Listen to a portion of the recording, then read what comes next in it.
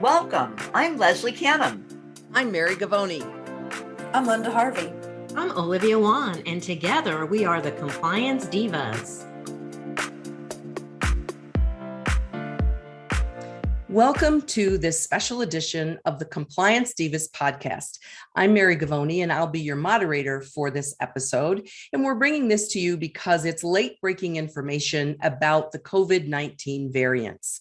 We bring clarity and simplicity to compliance by navigating the regulatory world to keep you on course. You can subscribe to the Compliance Divas podcast through your favorite podcast channel or on our website, thecompliancedivas.com. All the resources we will mention during our podcast can be found on the Compliance Divas website, thecompliancedivas.com, and you can submit questions to support@thecompliancedivas.com. So most of our listeners have no doubt heard all the news over the last few days about the Omicron, deciding on how you pronounce it, variant of the SARS-CoV-2 virus. It's getting lots of press. We're hearing lots of varying numbers of how many cases there are in the US. It is a variant that we know was discovered in South Africa, and then it was discovered in the UK, and now it's in quite a number of countries. And because it's still a new variant, we don't know everything that there is to know about this variant, so we don't want everyone to panic about it. And in the meantime, the Delta variant, about which much more is known, continues to spread at pretty high levels around the country. So we're going to start off with Linda, who is going to give us a summary of what we do know and maybe a little hint of what we don't know yet about the Omicron virus. Thank you, Mary. Yes, this is late breaking news, as you just mentioned, and this variant was discovered less than a month ago. So everyone is trying to make sense of it and learn as fast as we can about this variant in all the different countries, not just the United States here. But we know that the Omicron virus most notably has 10 variants on a key protein, and that's what helps the virus infect humans more easily, as compared to Delta having only 2 mutations on a key protein and the Beta variant that has 3 mutations. So that's one of the main differences when you look at it microscopically. The Center for Disease Control has categorized Omicron as a variant of concern. That is the same category that Delta has been placed in, which is under the CDC classifications, is the 3rd highest level. And under the CDC classifications, you have the variant being monitored, a variant of interest, the variant of concern, which is where the Omicron and Delta are, and then the variant of high consequence. So this is where it's been categorized, I think, until all the agencies know more about this variant to determine, does it really belong there or not? And I think that's an unknown. It's too soon to not know where to place this. Most recently, we've all heard that there's at least cases in 20 states, and that number is rapidly moving. Numbers keep increasing.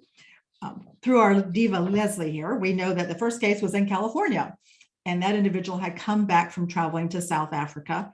The second case was in Minnesota, where that individual had traveled to New York City and attended a conference. I was very happy to learn that that individual had not attended the Greater New York Dental meeting. So I kind of chuckle when I say that, because it was a different conference that they attended. Now we know that there are 12 cases in New York State, and so there are other numbers, around that keep popping up. And as you mentioned, everything is current, Mary, as of today's recording, which is December 6th. So by the time our listeners hear this podcast, the numbers will have changed, but at least we know what this variant is about, the number of variants on the key protein, where it's classified by the CDC as a variant of concern. We know that it's very easily transmitted, but so far it presents milder illness with no prominent symptoms, and that's good news right now. Although, and also I want to say that there was no loss of taste or smell in the patients that were noted in South Africa that we started with. So this is sort of where we know right now. We're just waiting to see, is it going to evade vaccines and antibodies and where all that comes into play. So I think it's not time to hit a panic mode yet, but as our other divas will talk about, some of the strategies that we have in place that we will continue to follow. So that's my update, Mary, as far as what we've heard, what we know, and what we don't know. Fantastic, Linda. That is really, really helpful information. And we will have one of the resources on the Compliance Divas website will be a statement that was issued by the CDC today, December 6th. And that is their latest statement or information compilation of data. So Olivia, will you share with us why we still need to be concerned about the Delta variant? Sure, Mary. According to CDC, the Delta variant causes more infections and spreads faster than the original SARS-CoV-2 strain of the virus that causes COVID-19.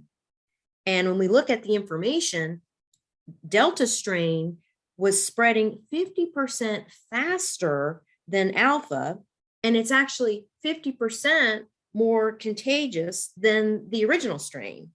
And according to Yale epidemiologists, in an unmitigated environment, meaning no vaccines, no masking, the average infected person could spread to 2.5 people. And Delta could actually spread to 3 to 4 people. So because of the math, Delta cases can grow exponentially and faster. So for unvaccinated persons, it presents a very, very serious risk. As a matter of fact, Delta accounts for 99% of the cases of COVID right now. And fully vaccinated people who become infected with Delta variant can be infectious and spread the virus to other people, which is really concerning despite the vaccine. But yet, on the other hand, if someone is vaccinated and they have a breakthrough infection, it's less likely that it would be a serious case of COVID requiring hospitalization. So I think that although the new variant is grabbing people's attention, we still need to focus on Delta and the special controls that need to be in place to promote safety. Thank you so much, Olivia. The one good thing that I heard several times on the news today is that the concern about Omicron, and we don't really know enough about it yet, is spurring a higher level of interest in vaccinations for people who are unvaccinated altogether and for vaccinated individuals to get boosters. So hopefully that will be its mission, to get more people to be vaccinated. So Leslie, let's have you talk about how vaccines change the picture in terms of what we're doing to protect healthcare workers and patients.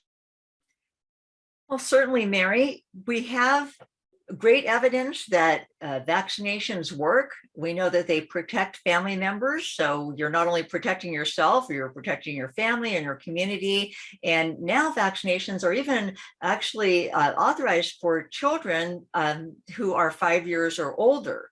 Many of our patients do have children who are under 5 years old who are not eligible for vaccination. So they are certainly at risk. The best thing we can do is get vaccinated and encourage our patients to get vaccinated to protect the community. That's, of course, first and foremost. And of course, all the other precautions, wearing a mask when we're in areas of high numbers of COVID-19 cases. And I know our resources will show our listeners where we have the areas of high transmission.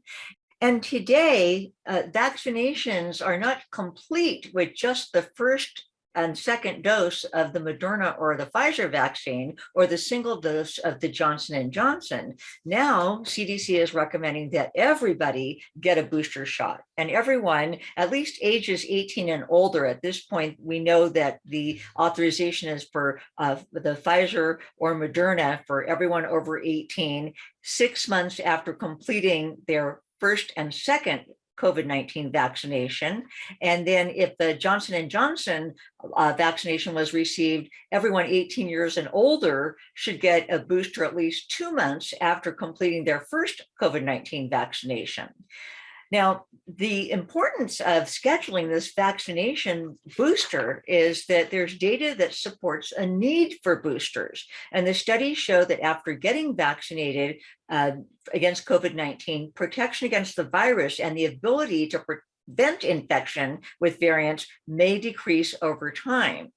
So with the recent emergence of the Omicron variant, it further emphasizes the importance for vaccinations, boosters, and prevention efforts. And I'm going to stress prevention efforts of masking and good cough etiquette and hand hygiene, all of those measures in place, because while we don't have all the facts surrounding Omicron, we have early data from South Africa that suggests increased transmissibility of that Omicron variant and the potential for immune evasion. And another point that we have from South Africa is the emerging evidence also shows that among healthcare workers and other frontline workers, vaccine effectiveness against COVID-19 infections is also decreasing over time. And that's my update, Mary. Thank you, Leslie. That was a great synopsis. And that leads us then to the biggest question about what do we do, or do we even need to do anything differently in our practices protecting patients and employees and visitors into the dental offices because of this new variant? And the answer should be no, because we shouldn't have stopped screening anyone coming into the practice for symptoms. We should not have necessarily stopped taking temperatures, because remember, fever is a symptom of COVID. And how else are you going to detect that symptom unless you take a temperature? And then documenting that we've done that screening. So whether employees are vaccinated or not, whether patients or visitors are vaccinated or not, screening is as important as it has ever been in helping to keep our dental practices safe. And Leslie, you wanted to share a little bit more information about vaccinations and boosters related to the use of PPE. That's right, Mary. I don't want our listeners to let down their guard simply because they're vaccinated and boosted.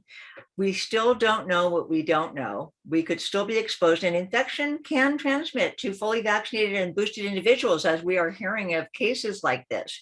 In dentistry, we want to be healthy. We want to continue to work. We don't want to be a source of transmission of infection to either our patients or our coworkers or our employers, for that matter. So wearing PPE, and I encourage the use of continuing to use N95 respirators until we understand more and have a better feel for how we are going to be dealing with this pandemic, if we're going to have it going on forever as an endemic, and what other respiratory viruses we may encounter, and bacteria for that matter.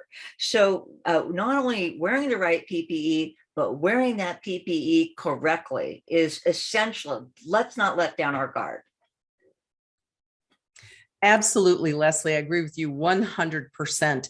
And that's the reason why we brought this episode to our listeners so quickly, as quickly as we could, so that we can get this information out and help to allay some of the confusion. So any of our divas, please chime in if you have anything else that you'd like to share as we kind of wrap up this episode, anything we may have left out. Olivia. Sure. I just want to emphasize that the divas are not promoting fear. We are promoting knowledge, and for everyone to take the necessary precautions, because we are promoting safety in dentistry. And the divas want all of our listeners to have a very long career in the dental profession. Well said. Linda, anything to add? Absolutely. That was well said, Olivia. Perfect. So as of today, December 6th, this is what, as we said earlier, Mary, this is the information that we know as of this recording. I would like to remind our listeners that we have many other podcasts on topics that will benefit them throughout this continued pandemic situation. Air quality, the human side of HR, how airflow and suction protects us. And we did 2 podcasts on the September 10th CDC update. So if our listeners have not yet had a chance to check into those podcasts, I would highly recommend they do so and share it with their team members. Fabulous. Thank you all so much. We appreciate you joining us for this special episode. We bring clarity and simplicity to compliance by navigating the regulatory world to keep you on course. You can submit any questions from this or other podcasts by email to support@thecompliancedivas.com. Please go to our website, thecompliancedivas.com, and look at and review and download, if you choose to, all the many, many resources we have there for you. So thank you again for joining us, and join us for the next episode.